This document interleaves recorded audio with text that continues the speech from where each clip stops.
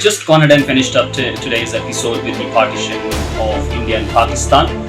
You definitely heard today what exactly happened, what were the facts during this.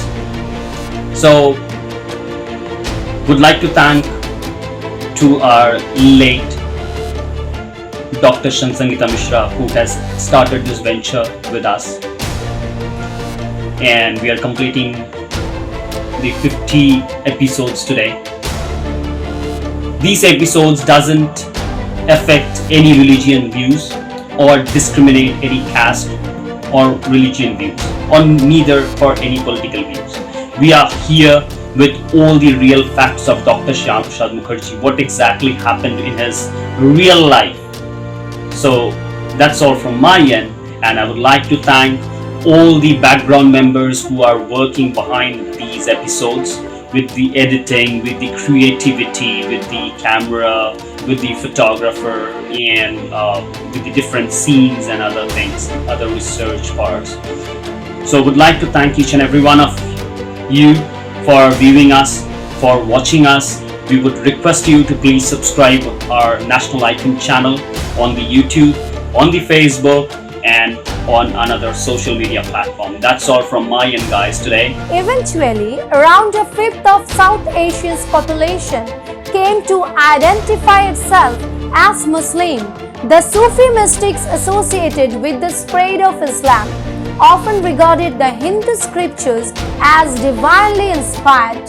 Some even took on the yogic practices of Hindu sadhus, rubbing their bodies with ashes or hanging upside down while praying. In village folk traditions, the practice of the two faiths came close to blending into one. Hindus would visit the graves of Sufi masters and Muslims would leave offerings at Hindu shrines.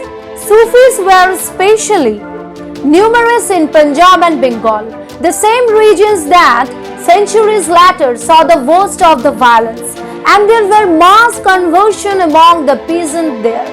The cultural mixing took place throughout the subcontinent.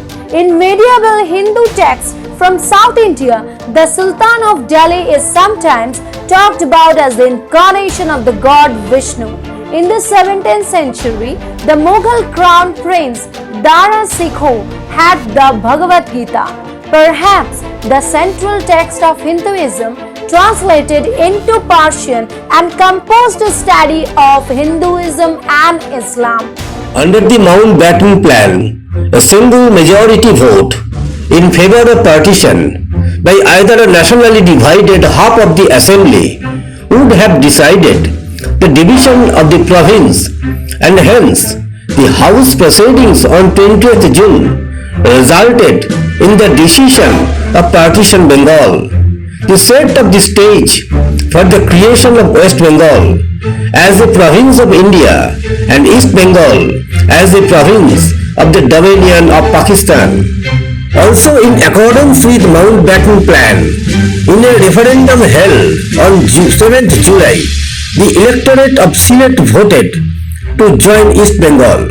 Further, the Boundary Commission headed by Sri Cyril Redcliffe decided on the territorial demarcation between two newly created provinces, which was as follows: Pakistan, East Dinajpur, Rangpur, Rajshahi, Bogra, Pabna, Mymensingh, Sylhet, except Barak Valley, Khulna, Bakariganj, Tipera, Noakhali, Chittagong, Jessore, East Nadia, Chittagong Hill Track.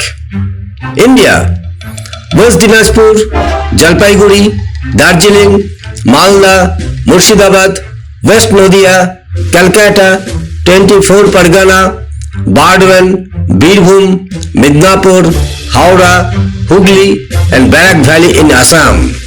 It is believed that the Hindu majority Chittagong Hill tracts were given to Pakistan in order to please Jinnah, as stated by Alex von Tungelman in his book The Indian Summer.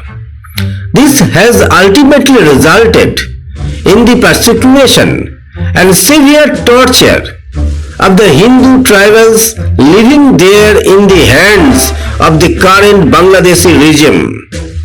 Our best homage, Dr. Shyama Prasad Mukherjee and all of the leaders who made the formation of West Bengal possible would be to give back our state its lost glory in intellectual, moral, cultural and socio-economic spheres. British Prime Minister Attlee appointed Louis Mountbatten as the last Viceroy of India to look into the smooth transfer of power.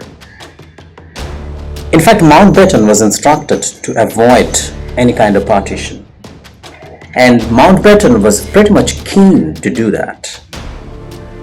And in fact, he tried to implement the cabinet mission scheme for the Federation of India to preserve the whole nation as one, as a united India.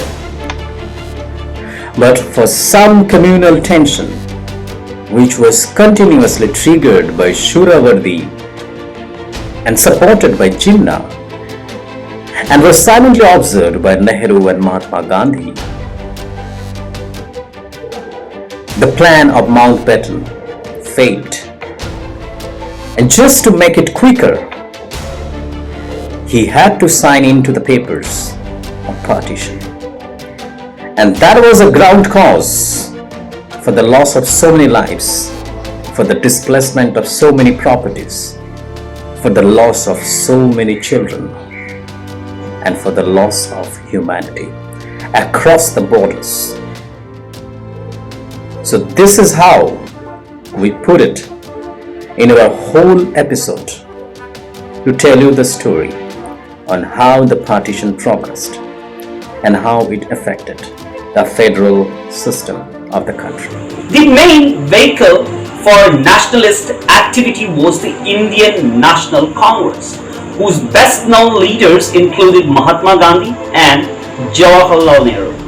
Even before the 1940s, it has long argued for the unitary state with the strong center, even though Congress was ostensibly secure in its objectives. Organizations representing minority interests increasingly viewed the idea with the suspension, believing that it would enrich the political dominance of Hindu, who made up about 80% of the population.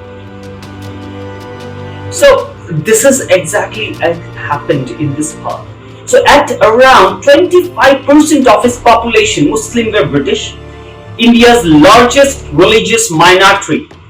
Under imperial rule, they had also accustomed to having their minority states protected by the system of reserved legislative seats and separate electorates.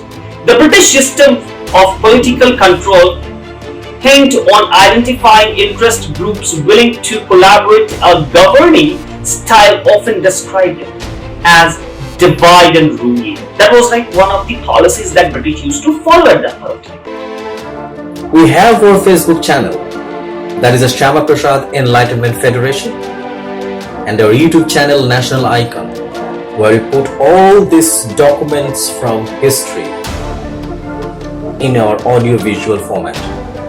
We request all of you to go through this precise historical depiction to make sure you know the history of Bengal properly.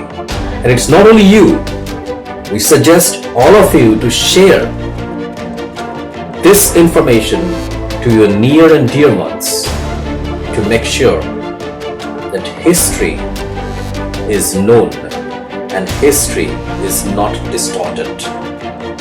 Let's take care of our people, know the history, and share the vision.